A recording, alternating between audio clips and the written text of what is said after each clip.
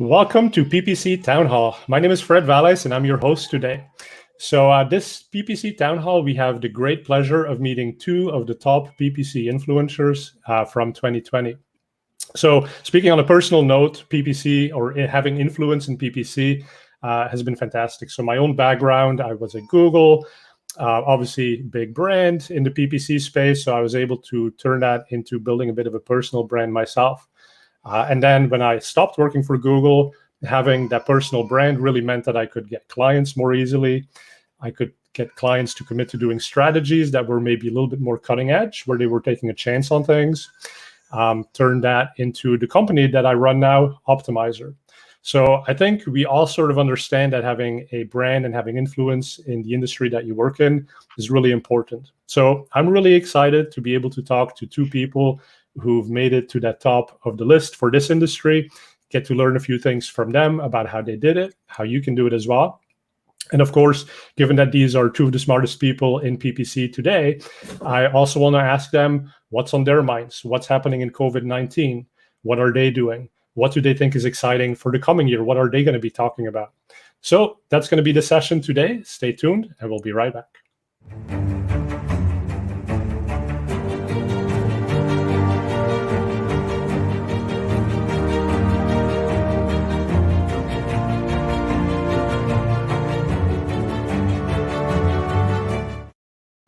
All right, so let's bring in our first guest. Actually, I brought in both of them at the same time. All right, welcome, Michelle. Welcome, Purna. Great to have you. Great to be here. Yeah, thanks, Fred. Yeah, so Michelle, let's start with you.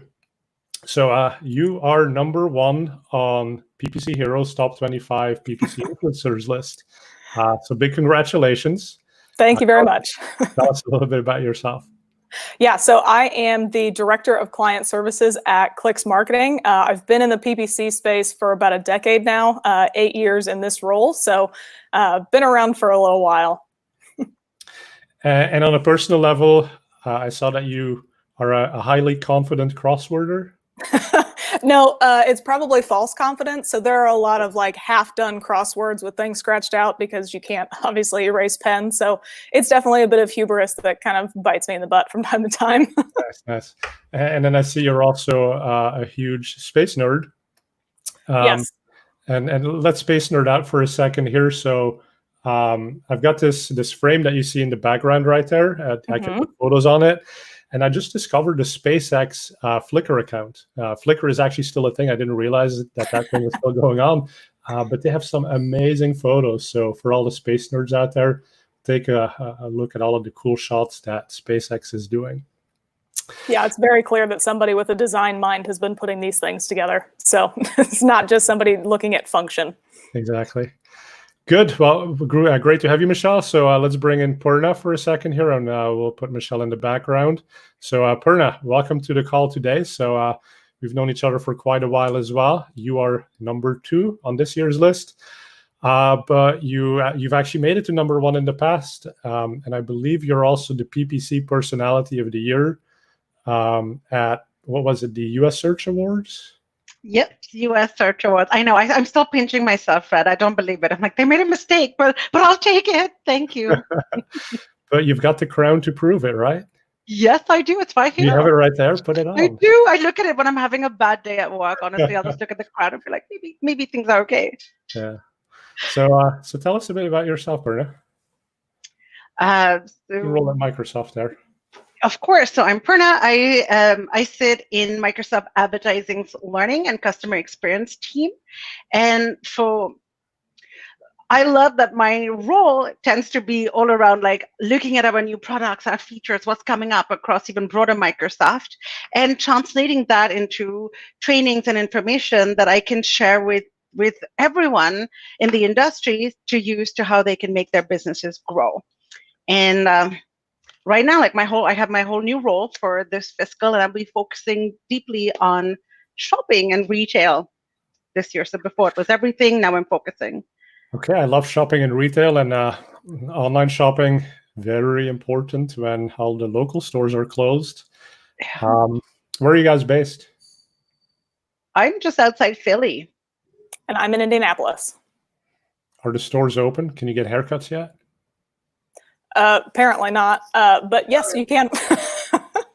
I cut my own hair. I watched a YouTube tutorial. Ew. It's terrible. It was so uneven. My husband had to fix it, but I'm about to buy myself a pair of clippers and take a YouTube tutorial. There you go. But yeah, here in California, so on Monday, the barber shops and a bunch of stuff reopened, and some gyms reopened for exactly one day, and then they shut down again.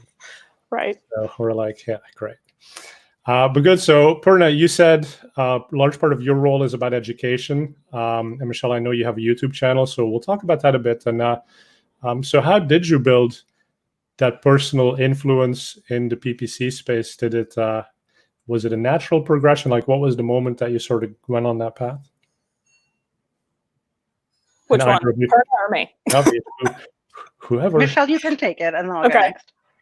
So in terms of choosing the industry, I really didn't know what I was doing when I applied for the job out of college. It was online marketing assistant, and it just so happened that that was PPC, and it had a lot of things that I really liked about it. There's a lot of the immediacy of getting results because you're doing paid advertising, all that kind of stuff. All the benefits of PPC just really appealed to me, and I believe, I forget what year it was, but about a year into that job, I was starting to get better at what I was doing. And I was seeking out more influencers, trying to find more things that I could do in the account and trying to kind of better my skills.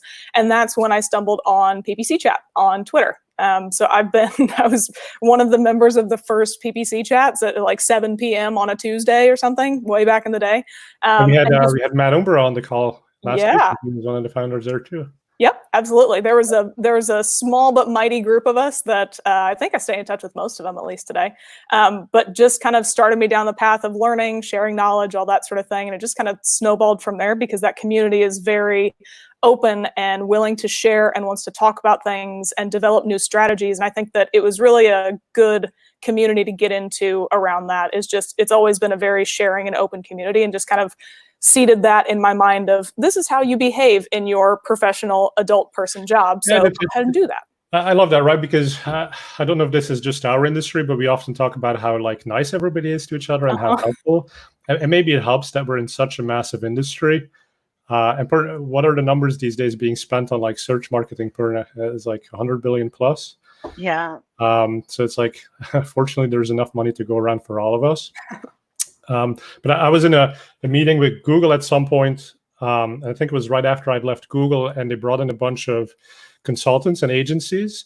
And it was so interesting to me that when they did basically a roundtable with all the small agencies and the small consultants, nobody wanted to give any input because they were all like, oh, my competitor's sitting to my left. Like anything I say, they're just going to use it.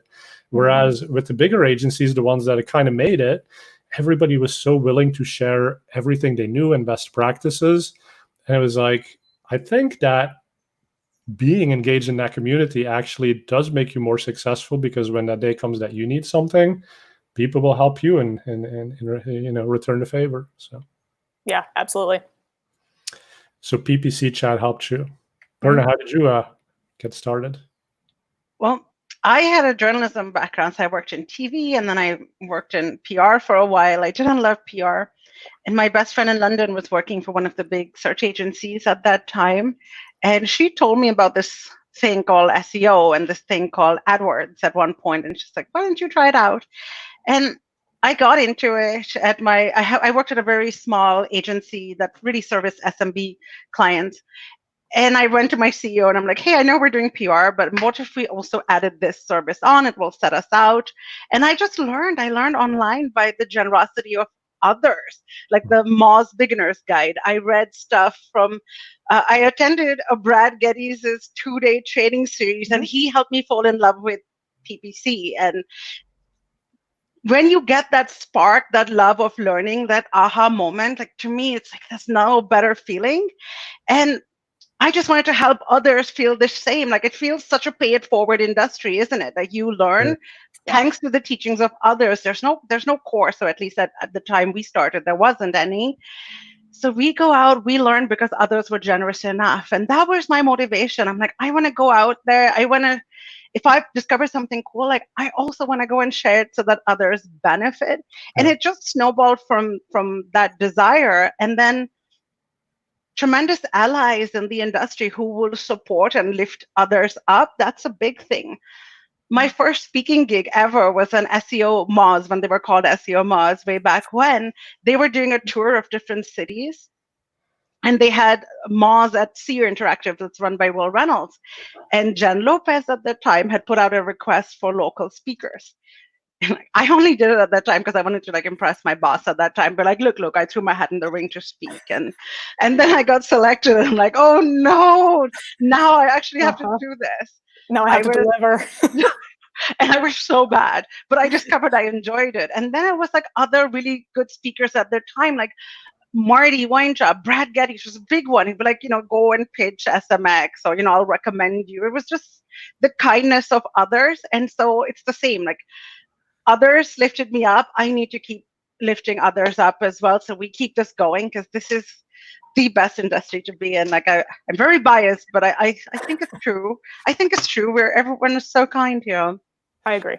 I have so many questions based on everything you just said, right? So for someone watching today, and by the way, everyone watching today, so put chat or put questions in the chat box, or just give us a thumbs up and we'll show that on the screen. We'll put your picture up.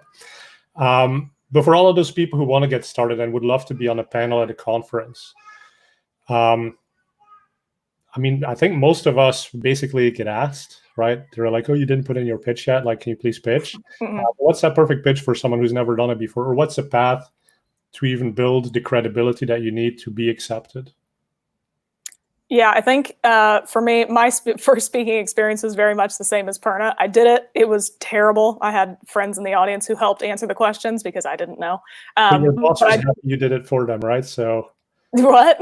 Was your boss happy they didn't have to do it, that you did that work for them? I was literally filling in for John because he couldn't make it last minute. So yes, I think he was thankful that I did it. But I think that in terms of kind of getting started, I went a long time writing lots and lots of pitches and just submitting it and getting rejected over and over and over again. The things that really helped were to reach out to the people who had spoken on similar panels that I knew and ask them kind of what makes a good pitch. Because if you don't know, then you don't know what to write. Like, what format does this need to be in? Does it need to be bullets or paragraphs or what's it need to be? And then as I kind of got a little bit better, I then got to a point where I just went and found the people who were the moderators of the sessions that I wanted to be on. And luckily they were very open people like Brad Geddes and Jenny Marvin and all those folks. And I would just go ask them, like, what makes a good pitch? What do you want to see? What types of topics do people need to talk about?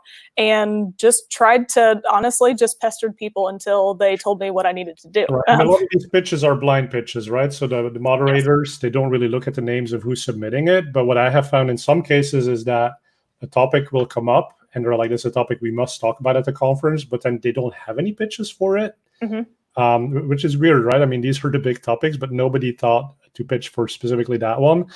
And then it actually matters that they know you because they're gonna come and that whole pestering thing. Like I did that back at Google as well. It's like, okay, like I got to talk to this person 4 or 5 times before they remember my name. But now they remember my name. Now they're gonna call on me if they need something, right? Yeah.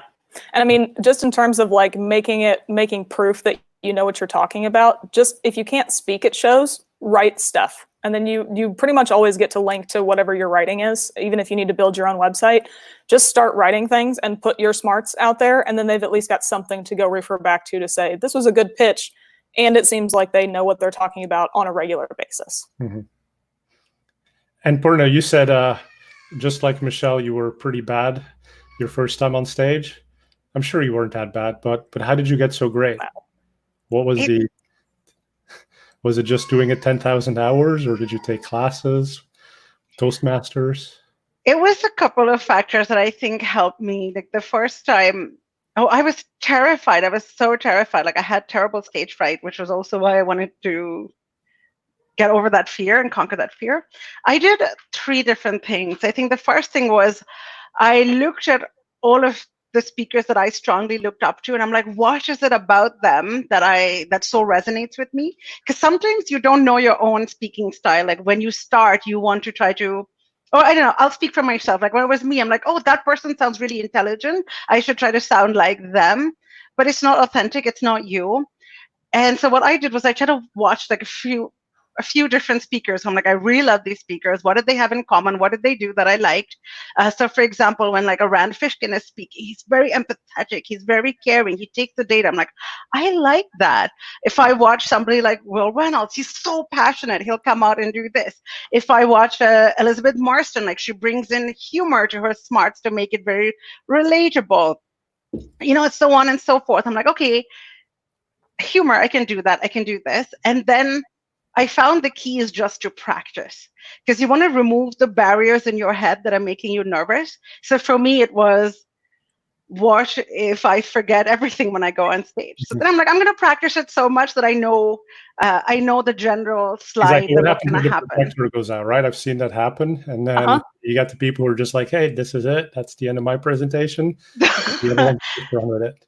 Yeah, but then being able to riff. And then the second thing I did was also get feedback. So the second concern I would have was like, what if everybody hates it? What if I'm not adding value? And the key to be confident that you're adding value is to just look at the discussions, what's happening on PPC chat, what is being posted on SCJ, on SEL, what are the topics, are these themes coming up often? And then sometimes sense check it, reach out to anybody on PPC chat and be like, listen, I have this idea. I don't know. Is it a good idea? Is it going to add value? Get a second opinion. Like our community is very warm and welcome. And then those two are like the biggest fears that I would have. I'm like, what if it doesn't add value to people? And what if I forget? And then I'm like, okay, I can take steps to overcome those fears. And then enjoy yourself. Rick Dragon had given me this at one of my early SMXs where I would be like, my legs are shaking. I'm so terrified. And he'd be like, Purna, just go up there and have fun. Like very few people get to do this, and just enjoy yourself. And I really took that to heart. Yeah. Michelle, what about you? Yeah, I think a lot of that resonates really true to me. I love the idea of kind of finding the biggest fear points that you have and making a strategy to work around them. One of the big things that I connected with there was around the personality of being on stage. And when I was younger, I would have to write reports and all this kind of stuff. We all had to do it in school. And I would always get so clammed up just trying to write a report. And the way that my dad would get me to write, he's like, just tell me what you need to say.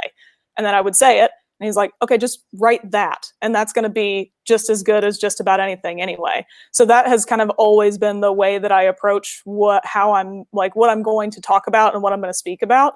And then I just try and say it in my own voice. I am a very dry, sarcastic type of person. I use too many cuss words. I do it even on stage. And if people aren't paying attention, I'm not afraid to call you out. I have been known to stomp on the stage before to get people to pay attention. But just like, do you? I mean, there can only be so many Purnas or Brad Geddes or any of the other people that are out there.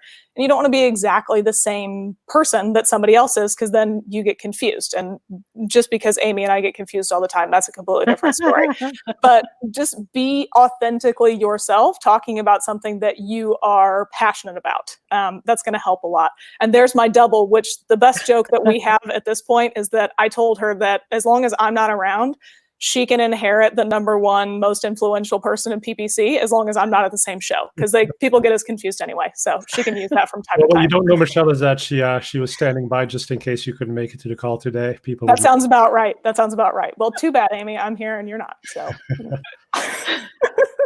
By the way, can I give one tip for pitches? Because like Michelle, you made really excellent points about the pitches. And just for anyone else who wants to submit a pitch, I would say there's 2 tips that I found have been really helpful.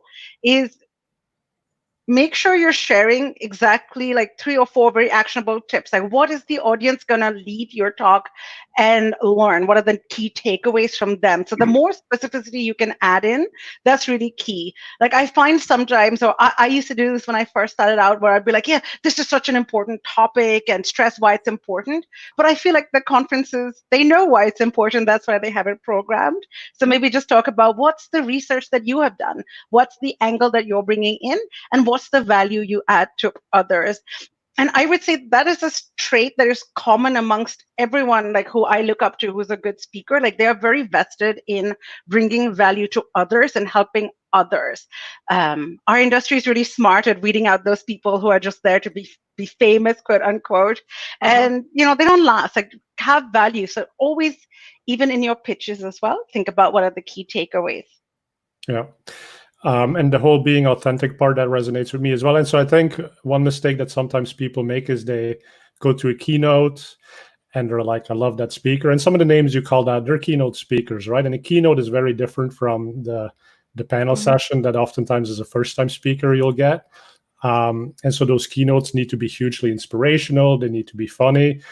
But I mean, I'm not funny, right? So if I try to go up there and do humor, it's going to fall completely flat.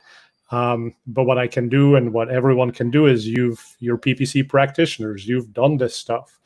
And even at Google, like that was the huge disconnect, right? So the engineers, they would build a product and put it out there. But then actual advertisers had to use it, and how you used it in the real world was often very different from how it had been spec'd and all the workarounds that you had to do. And that was the value you were bringing. It's not like everybody can read the help materials. Everyone can read what Google says, but it's us who've done it or who've used Microsoft ads who know like the little tweaks that we need to do. And that's the value that you bring, right? So don't model yourself too much after one of the greats in the beginning, because like you said, you don't want to be a clone of Rand Fishkin, for example. You got to be you. You are funny, Fred. I was going to say, I've seen you on stage. You're funny. Thank you. But I suppose the point is be who you are. And if you say something and it happens to be funny, then people will laugh. But if you're on stand-up, don't go and prepare a set. Don't prepare a joke because that just doesn't work. Yeah. So I said I had lots of questions, right? So Purna, the next thing that I was sort of thinking about, whether you're writing or whether you're up on stage, like we always deal with a varied education level in the audience. So some people are complete newbies to PPC. Others have been doing it for 10 plus years. How do you balance that? And I think especially in writing, it's easier, right? Because you just kind of write the intro and then maybe you skip to the advanced stuff and people can skip along with that. But for me, that's been one of the most challenging things is you go to these shows and everybody's always like, we have an advanced audience. But the reality is, no, these are advanced companies that send their most junior people to become educated. And so you get that weird mix. And how do you keep it engaging for all of them? That's a good question. And it's really something that we strongly all have to think about. My approach is to mix in. So if it's a live in-person audience, this works really well. It's harder to do virtually, but I will make sure I have the most advanced tips in there as well. But then I will have a couple of slides that have explanations on it. So what I can do is I can poll the audience. Like, by the way, let's make up smart shopping, for example. Hey, are you all familiar with smart shopping? Anyone not so sure? Let me know. I'll take 60 seconds to go over it. And then usually people will raise their hands and I'm like, okay, great. Let me quickly overview. And then virtually how I do this, I'll just be like, hey, everyone, I'm just going to take 60 seconds. So we're all on the same page. And I'll do the overview. But then I'm like, okay, advanced people, here's this tip. So it's always good to bring both, but try to bring everyone else on the same page, because otherwise then they'll be like, oh, I didn't understand that tip because I didn't have that little bit of background knowledge. And you want everyone to benefit, right? Yeah. And one little tip that I picked up along the way somewhere was if you're going to say something that may be a little bit basic, just preface it by I'm sure you guys already all know this, but I'm just going to throw it out there. And then the audience sort of feels smart for, I did actually know that already. That's a good and one. you brought everyone along at the same time. But yeah, I think a lot of it comes through lots of practice, right? So the more sessions that you do like this, the better. Michelle, let's shift topics here for a second, but you do a lot of YouTube stuff, right? So I'm going to load up Paid Media Pros. What's the difference between doing video where you have an audience of a camera in front of you and doing it in front of a live audience? Doing it in front of a live audience, you basically talk through your bloopers, which is the difference for me. It requires me to sit still, doing things on video, which is already a bit of a challenge. And more so than when I'm on stage, I try to be a little bit more scripted. But if you've watched any of the videos that are on there, or if you've especially watched any of the blooper reels that we've put out, we really do say different things every time and just find the best take that makes the most sense. So it is very different, but the beneficial part for the video is that we're usually very, very focused on one specific thing. And we try and do some of the same stuff that Purna's talking about in a specific video that I would do on stage, where we start from kind of the fundamentals and then we move through to the most advanced thing that we need to talk about. The benefit of video is I can talk for as long as I want. Doesn't matter. Whereas on stage, you've kind of got a small amount of things. And there's always this feedback when you have an audience where even if you do a poll, which I usually do a poll at the beginning of a session to say, are you guys more advanced or more basic, or kind of where are you? And I try and focus my talk a little bit more in that section of the deck, and maybe I'll speed one of the other ones up. But you can usually tell in person if you're losing somebody, whereas video, you can't. But the good news is they can rewind. But it's been quite a lot of fun. You should absolutely subscribe. We bring out videos every Monday and Wednesday at this point, so that may or may not change. But yeah, exactly. So there's a lot of us just straight up messing up. There's a lot of bleeping over cuss words in there. So just keep an eye out for that. But it's been a lot of fun. It's very different, but I've really enjoyed it. Yes, and we don't have a bleeping functionality here, so. Oh, it's already built into the video. So you just got to know when you can and can't say stuff. So those videos are great. I would highly recommend everyone subscribe to that channel. Thank you so much. Yeah, and shout out to my co-conspirator in that, Joe Martinez. I remember it was over a couple years ago now. His grand idea coming to me was, let's write a book. And it eventually turned into this YouTube channel, which thank God we wised up about that, but worked out pretty well. Well, yeah, let's talk about that for a second, right? So we've talked about writing, we've talked about speaking at conferences, we've talked about videos now a bit. Mm-hmm. A book. It seems like you're not a fan of writing a book. I have no more interest in writing a book after doing the video stuff. I really don't. I used to a lot. I was really into it. That's why we started working together, Joe and I. But once we're doing the videos, that's all I'm doing. A video is more current, right? And it's obviously snippets. It's easier to put together in a way. Mm-hmm. By the way, any favorite software that people should know about if they're trying to make cool YouTube videos? We use Camtasia, and it has the recording software for your mic, your camera, all the different things, your on-screen demo, and it's an entire video editor suite all in one. So, and it's a one-time price. It was like a couple $100, yeah, which has been usual, right? more than worth it. World paying just one time for software. Oh yeah, I honestly thought it was going to crap out pretty quick with how cheap it was, but it's great. So yeah, I'm a Camtasia user too. Mm-hmm. It's fantastic. Love it. By the way, anyone in the audience, if you're using different software, especially the stuff that we may not all know about, I think most people know about Adobe Premiere Rush, but put it in the comments, we'll show it up on there. Purna, how about you? Video-wise, book-wise? Are you writing a book?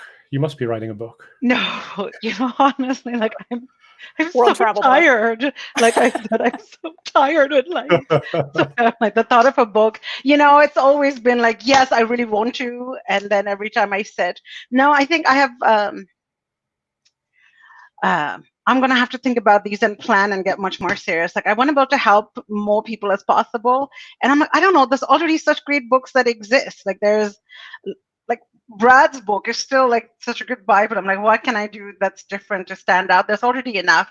So I'm trying to look at other ways that I can help. And I think like something that I am really passionate about is helping others go out there and make a name for themselves. Like, I feel really strongly, like, I'm an Indian woman on stage. Like there was very few people who ever looked like me when I started speaking, right? Where are the quote unquote underrepresented people in our industry? And so, how do you go and make a name for yourself when you're already like underrepresented? And like, how do you do that? So I want to go and help others. Like that's my main goal that I would want to do as my passion project on the side. Yeah. And so that's a really good point, is you have to have a passion project and then you can translate that into the medium that makes sense.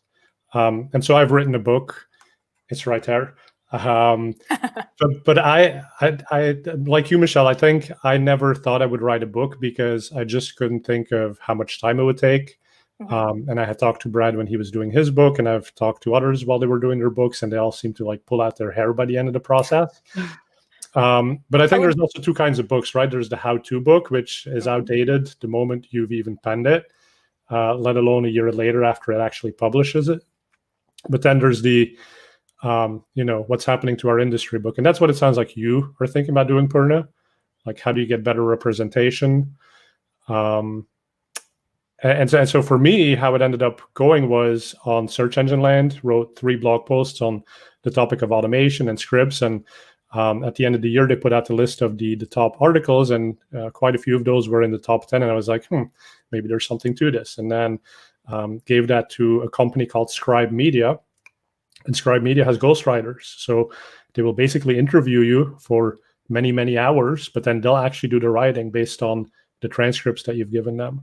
And they help you structure your thoughts in a flow that works for a book. And so it's actually a relatively painless process, I think, if you have. Wow. Amazing, right? Maybe I'll just send them the link to the YouTube channel and say, make a book, and then we'll go from there. So I can't remember who it was, but somebody basically had 50 blog posts they done, and they just did a compilation of those into a book, and they kind of like put the thread between the blog posts. But again, I think it speaks to the fact that you have to have the unique, valuable content, and then the format it ends up taking, that'll just figure itself out. And there certainly are ways to. Yeah, I was gonna say, and I think it also depends on what medium. It's not only what medium suits you, but also what medium suits your audience. Like, we have a YouTube channel. I also write for a number of different blogs. I'm sure that those don't 100% overlap, and people probably don't like all of the same types of things. There's probably a lot of people who don't want to watch YouTube videos. They'd rather have a blog post. And I think another instance of a book, I think we're thinking of books. It sounds like your latest example, the 50 blog posts and kind of tying them together, is a little bit of a different version. But I think when we all think of a book, we think of something that would be like, makes a big thud when it hits a table, right? Like like a big book. But I do know that one of my friends, Aquila DeFazio, wrote a Facebook marketing ebook and sold it on Amazon. And it's relatively short compared to like book length. I've got air quotes here, like book length, if we're thinking of like encyclopedia thick books, that sort of thing. But that's the medium that spoke to her. It worked really well. I know that it has been doing really well, and everybody that I've ever talked to that has read it really liked it. So it's just another great medium to go into. Don't always assume that what you find as the best one or the best medium for you isn't also going to be the best medium for somebody else. Like I said, I'm into video quite a bit now, but that doesn't mean that books in whatever way, shape, or form they take can't be valuable. Yeah, exactly. And I agree with that totally. Like, you get these business books and they have to be 250 pages. And it's like, they told me everything I needed to know in the first chapter. And then the publisher told them we need 200 more pages. And so they wrote 200 more pages. And it's a different world, right? It's ebooks, it's Kindle books. Like, I don't know how big a book is anymore when I read it on my Kindle. It's all the same. And I just want to get the content. So for anyone who's watching the video, not listening on the podcast, we have that book up on the screen right now from Aquila DeFazio, and we'll put those in the links for the show resources as well. And then we got James commenting here that both Seth Godin and Derek Sivers have put books together from writing articles. That sounds right. Do it. Awesome. I want to go back, Purna, to this, right? So representation and, someone who looks a little different up on stage and taking the number 1 or the number 2 position. So just wanted to run through the list here, kind of show people what we're looking at. Women are actually really well represented on the top 25 list, and obviously took the top 2 spots. But people of color are certainly not very prevalent. Oh, there you are again, Michelle. Closing out, right? One and double ones. There we go. Exactly. Exactly. So we're looking at Amy Bishop's photo right there. But yeah, so there's the list. And then one nice thing that PPC Hero does is they also give credit to the rising stars, right? So the people who may not be at the top of the field, but just breaking into it right there. I don't think they did it this year, but I've seen them do it in the past year, which was do this by region. And it's sort of weird because Purna and Michelle and all of the other people, like, we're a traveling circus in a way.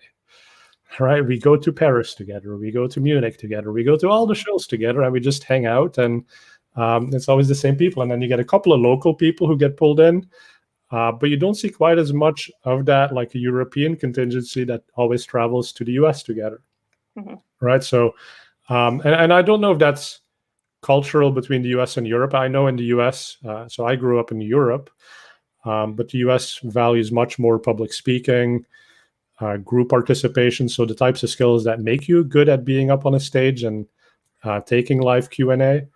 And so people, and I think people in the US are also much more focused on building a personal brand. Yeah, that's interesting. I always joke that I have a lot of close friends that I never see any of the, like I never see where we live. Like we never just go out for drinks on a Wednesday.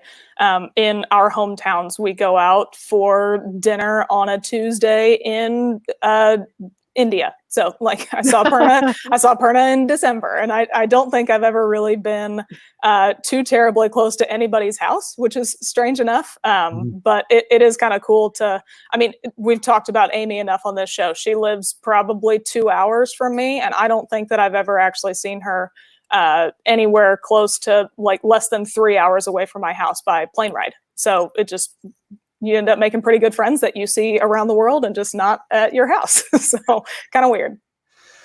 Yeah, I remember this one time, I think it was spring of last year. I went to 4 different cities, and wherever I was, like Brad Geddes would show up. And not only that, he'd be on the same plane. He'd be like in the taxi behind me. I was like, dude, what's going on? That's funny. Because Michelle was following me all over last year too. We were in Peru together. We did Berlin together. We were in India together. I'm like, geez, we even came to my country now. Yeah. I did. It was the best. Though. It was so nice. It was a lot of fun. Do you guys count how many events you do in a year? I don't normally. Last year was the year that I decided that I broke myself on that. I had kind of been trying to scale up and do as many as I could. And I think last year I ended up with, I think I had only 2 months where I didn't have some sort of travel speaking gig. The rest of them, I had some, like 1 month, I had something that I did every single month. And in some months I did quite a lot.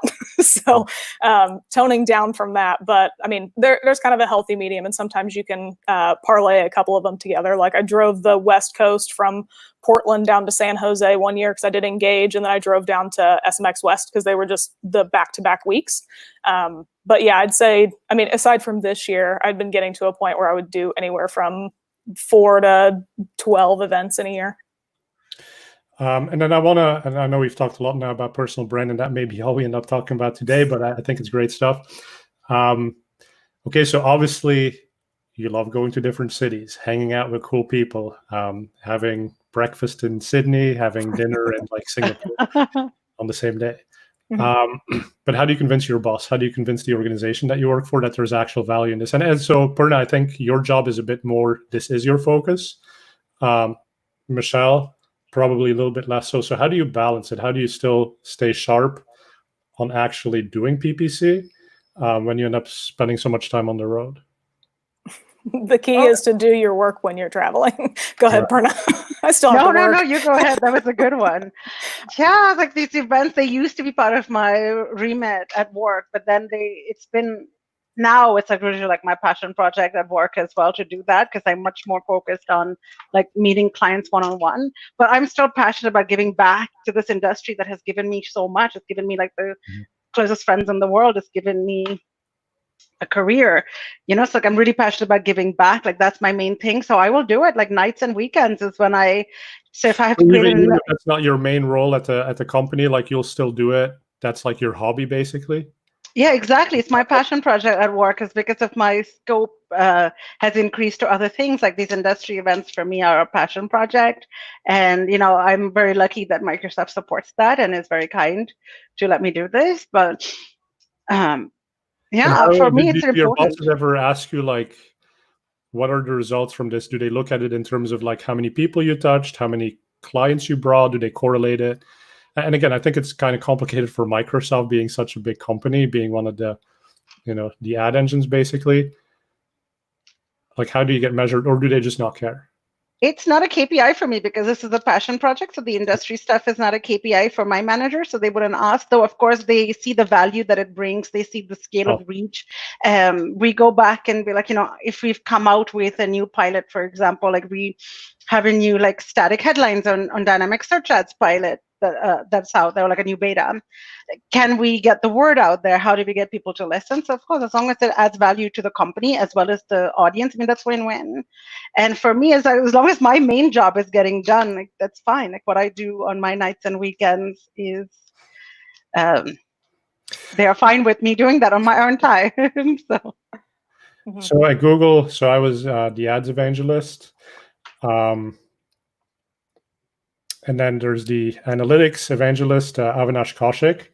And it was funny because Nikesh Arora, who at one point was SVP at Google in charge of sales, he would wine and dine all of the CMOs of Fortune 500 and Fortune 50 companies. And he would tell them, listen, at the next meeting where Google comes and presents, like, we'll bring in anyone you want, literally anyone. If you want me to bring Madonna to the business meeting, like, I'll get you Madonna. And so the CMO of GM goes, I want Avinash Kaushik. Oh. And Nikesh looks at him and is like, who's that? So then he gets the education. So now Nikesh comes into the meeting and literally in that meeting drives like $20 million in incremental ad spend that they're going to do, or some crazy number. And Nikesh, who never even knew who Avinash was, he turns out, he's like, oh, we got to scale this. Like, okay, you got to stay back in the office. Don't go to meetings anymore. Like, take 100 people, train them to do exactly what you do. And sort of the point that he was missing was like, the whole point of it is that, you are that face of the company. You are different. You are not part of the thousands of people in the sales force, right? And that's what gives you the ability to maybe be more hands-on, have kind of a role that crosses the different boundaries of the company. And that's what enables you to drive $20 million in additional value. Right. And I think for me, that was an important lesson. And if you have a personal brand, like the way that you maintain it and the way that you monetize it is, first of all, you have to stay sharp on all sides of the business, and you have to remain sort of a practitioner at some level. But then you also, unfortunately, have to prove it to your management that this is bringing value and be able to quantify it. Michelle, how do you quantify it for Clix? Yeah, so I also have the benefit of having a boss that understands that this is an important piece.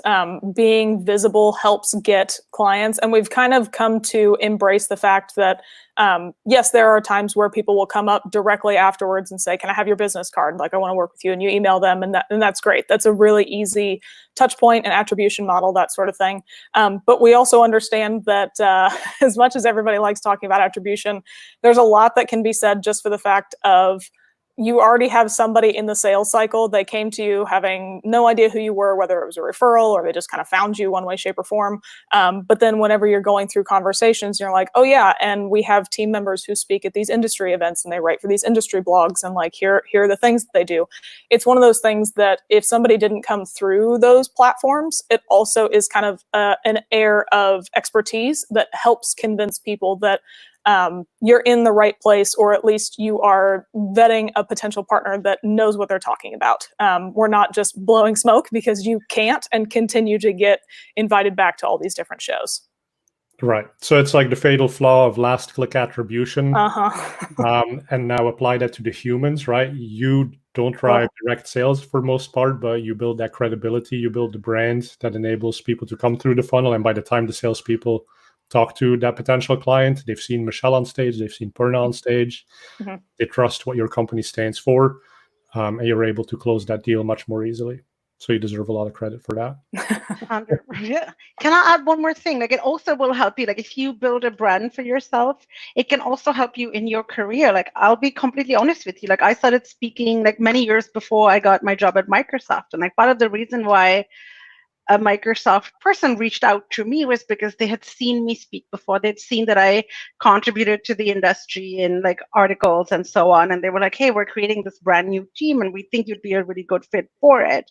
And that really, really helped. It helped that even when I was looping for my interview at Microsoft, like, I had like 2 out of the people I looped with, like, I knew before from events. And, it was really, really I don't think I would have even been considered for that role if I hadn't had that sort of brand before it as well. And I would say even outside of that, it doesn't have to be speaking. You don't have to feel like you have to speak to kind of get those different things, because that's great. And I'm happy that you did. My in-house job, I did not have any speaking gigs. I just participated in PPC chat. I wrote blog articles where I could, that kind of stuff. But then because I participated and because I did those things, when it got down to where John Lee, who used to work at Clix, who now works at Microsoft, when he was putting out feelers to try and find somebody to freelance and to become full-time worker at Clix, that sort of thing, I retweeted it and shared it and did this kind of stuff. And he just sent me a direct message. He's like, why don't you apply? I was like, I don't think I'm qualified. He's like, I've seen your answers in PPC chat. You're more than qualified. You'd be fine. So if you want the job, apply for it. And here I am. So it just share the knowledge that you have. You do need to prove some sort of expertise. If you don't know what you're talking about, don't say things that are wrong. Go out and learn from people who are smarter than you. There are still tons of people that I want to learn from and actively seek out at different shows or read articles, all this kind of stuff, to get yourself to kind of level up. Yeah, great advice. Be visible and be right. And everybody's watching all the time, right? No, I think it's very comforting. It's very karmic. Like, you do good, you help others, and the universe is going to give it back. Yeah, absolutely. Totally agree. Okay, good stuff. So let's shift into news here, and let's talk about some PPC and not personal brand. As amazing as this has been. No, let's talk about us more. I know. I want to talk about me some more, Fred. Come on.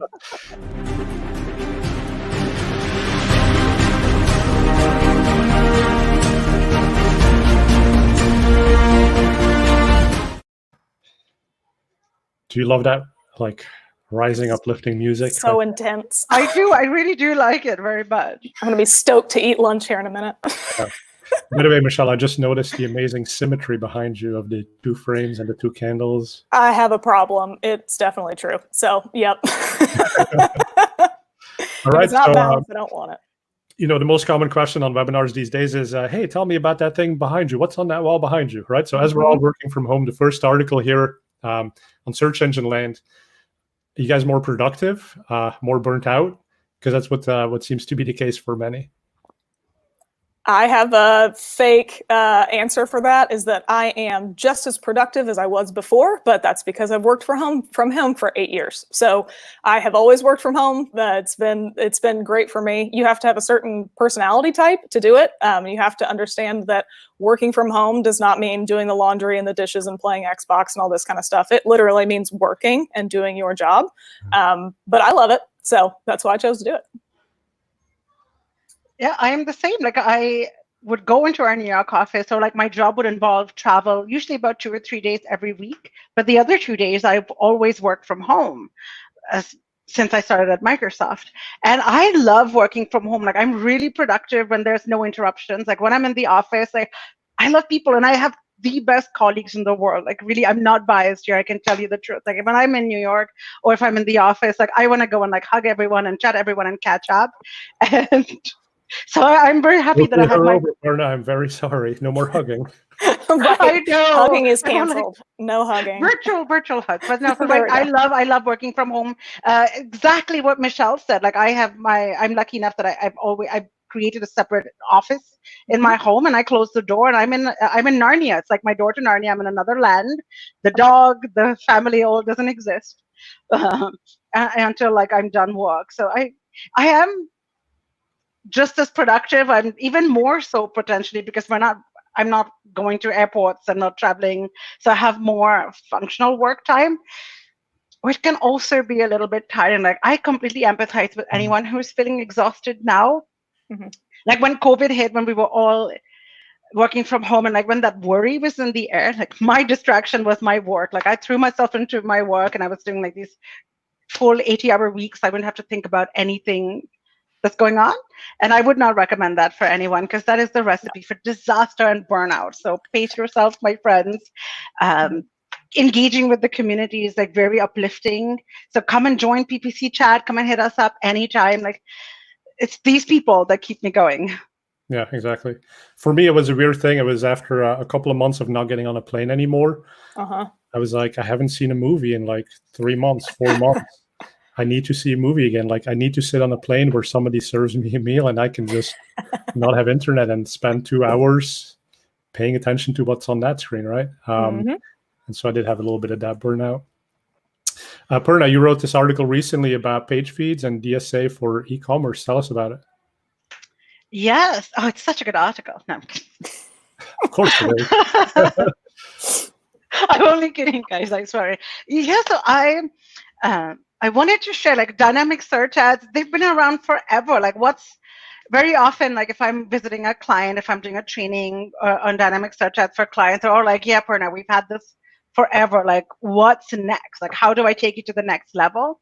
And the more and more I started digging into page feeds, and I would hear all these amazing success stories from people in engineering or from people on our account teams who work with different clients. And so I'm like, all right, page feeds can be really, really impactful. And then I said that people can get overwhelmed when they're creating a feed, or especially retailers at this time, right? It's been all up and down. Some people are extra busy, some people are not as busy. How can you optimize? So I talked about how retailers can create dynamic search ad page feeds from their shopping feed. It's essentially like delete all those extra columns, just keep URL, and then custom label one if you would like, optional. And that way you have a separate DSA feed that you can go and upload for the products that you're focusing on. So this way, if you have a product listing ad, and maybe you don't show up in every single time, you don't get all the impressions, dynamic search ads can help you plug those gaps or sort of reinforce your key products. And you can do the same if you're running merchant promotions as well. So if you have a merchant's promotions feed, you can use that to create a DSA page feed as well. And that way, again, you get the double reinforcing of your promotional products with your text ads as well. And I also talked about a static headline. I know I'm taking so much time. Am I not, Fred? Sorry. That's okay. That's okay. So the DSA is a new beta that's available to anyone who's running dynamic search ads on Microsoft Advertising. It's unique to us. Google does not have something like this at the moment. It's really essential for retailers or really any client. If you've struggled, let's say you're in pharma or legal or just more heavily regulated industry, you're like, well, I don't think I can do that. That dynamic aspect might be too risky for me. In that case, you can use DSAs with static headlines where your headline remains static, it's pre-approved, but you can still leverage that exploratory power of DSA to go and match additional terms and queries that you don't show up for. So those were the things I shared in that. And hopefully, like page feeds are so easy to do and they're so high impact that I would encourage everyone to do it. Like, I don't know, Michelle, like you've used them. Oh, yeah.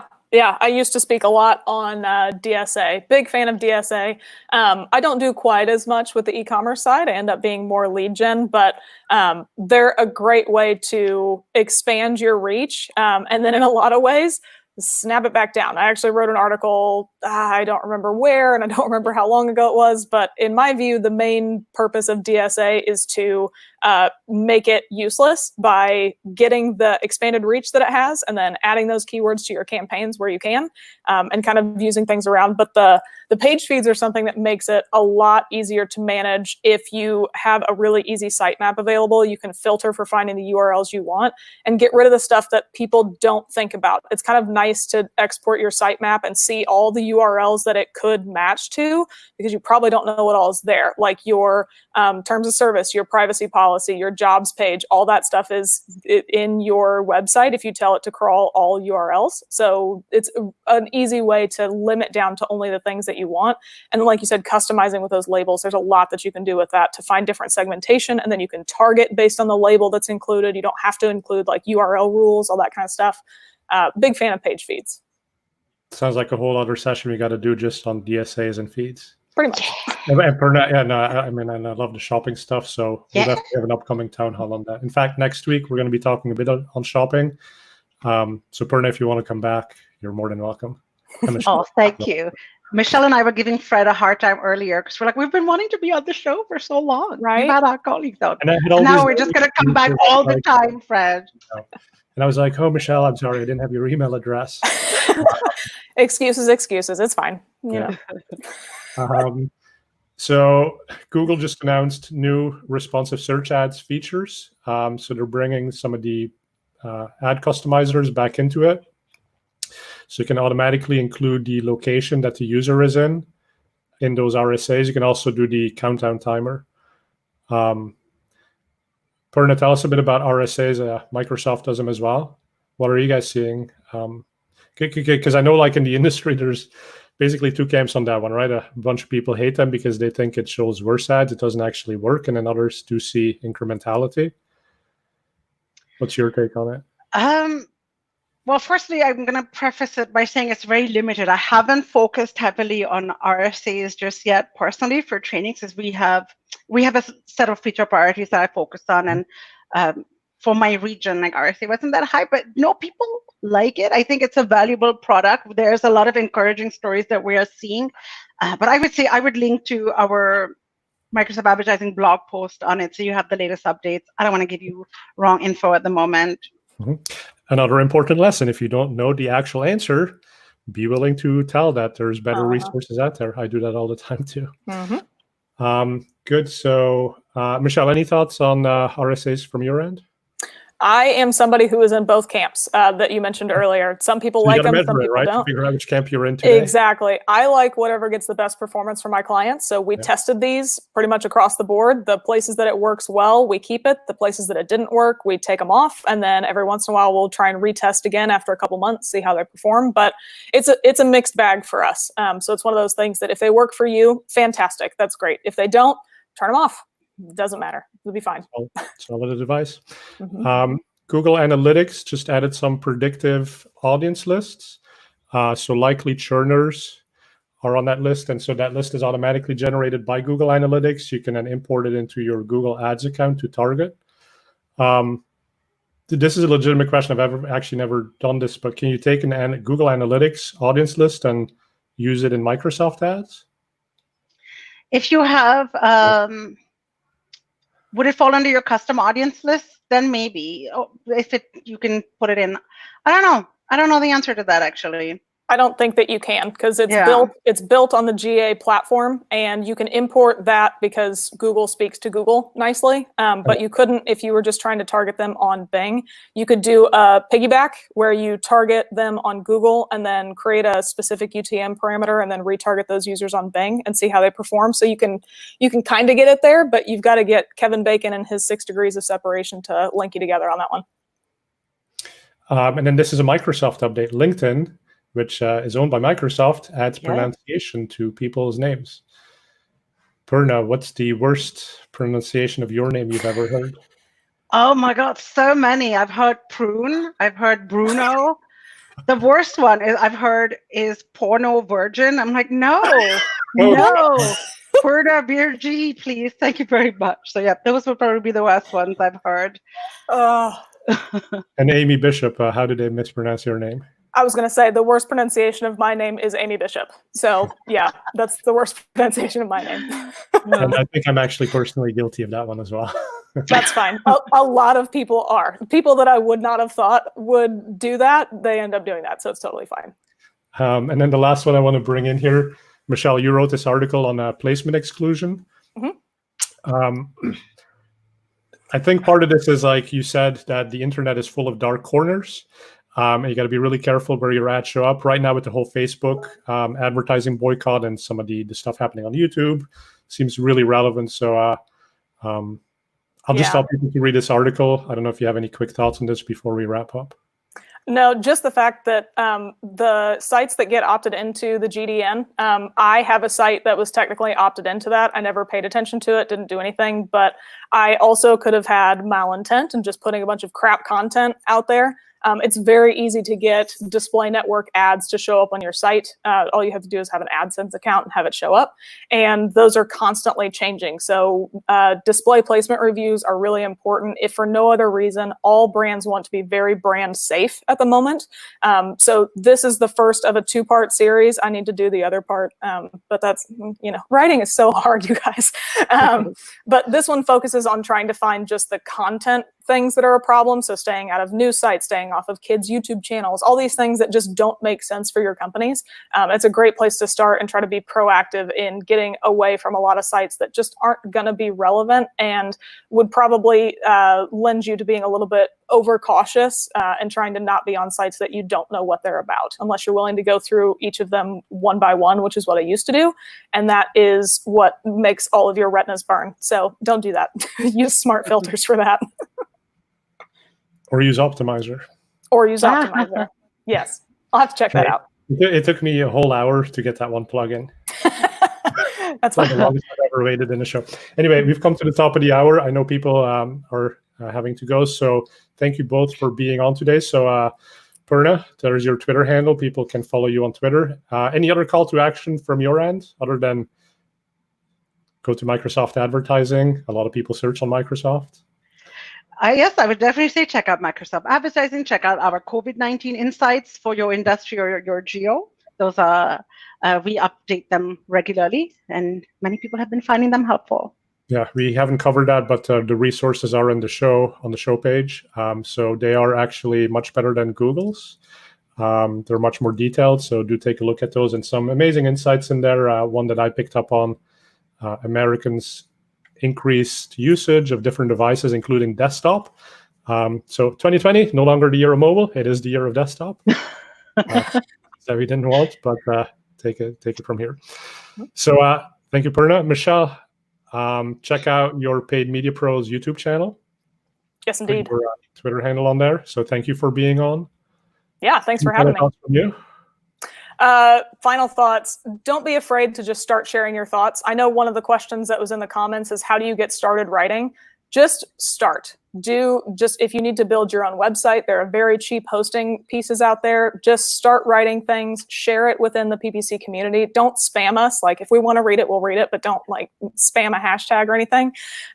But just start doing things. You're never going to get better unless you do it. And as you heard, both Purna and I were self-admittedly terrible during our first speaking presentations, but we knew that made us want to keep doing it. That was literally the takeaway I had in the moment. I told people that. So don't be afraid to not be as good as you would like to be. Don't let perfection get in the way, and just start doing stuff.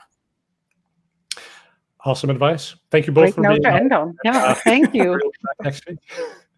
And thanks everyone for watching. See you next Thank you all. Bye, guys.